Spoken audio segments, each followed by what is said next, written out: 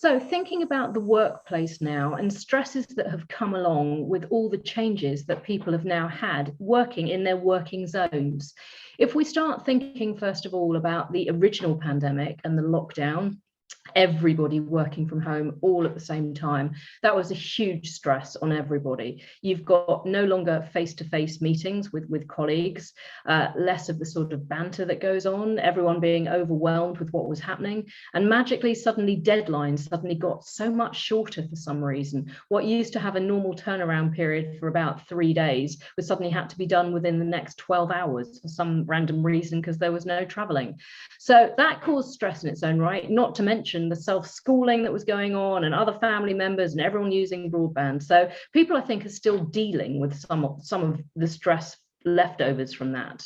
On top of that, not having clear workspaces and clear work hours. Suddenly it seemed quite normal, and for some people still working from home, it still is, that if they've got children or other things going on during the working day, they'll send an email at 9 o'clock or even 10 o'clock, 11 o'clock at night.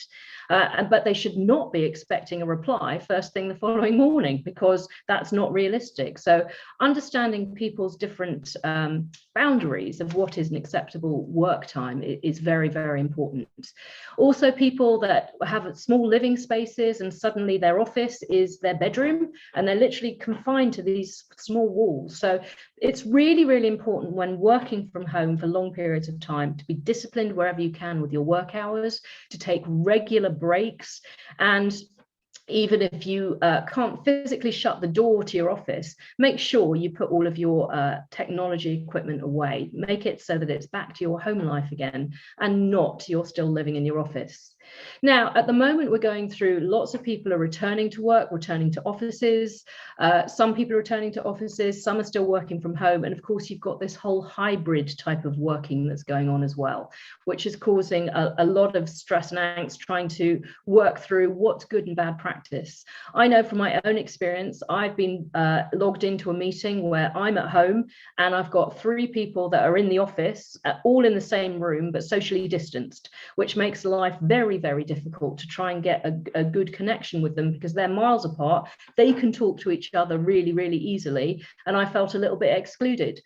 So putting things in place like making sure that if there are hybrid meetings going on, everyone, if they are in the office, should go to separate rooms or separate places so that nobody feels left out, and that connection and the communication is the same for everybody. The final thing to say, I think, about people returning to the offices now is the fact there is a lot of reintegration anxiety. There are still some people out there that are incredibly nervous about going back and being around people, and still the fear, even if they've been vaccinated, of catching COVID again. And I read somewhere on LinkedIn, there's a wonderful system that a lot of companies are doing where they issue out little coloured plastic bands. So they're red, yellow and green. And if somebody chooses to wear a red band, it says, I'm still very nervous, please keep your distance from me, don't get too close, don't touch. And the amber are somewhere in the middle, and the green are back to the hug me's. And that's also a nice potential thing that people could do in the office, to have a clear visual boundary, if you like, in terms of how comfortable someone is in being around other people's spaces.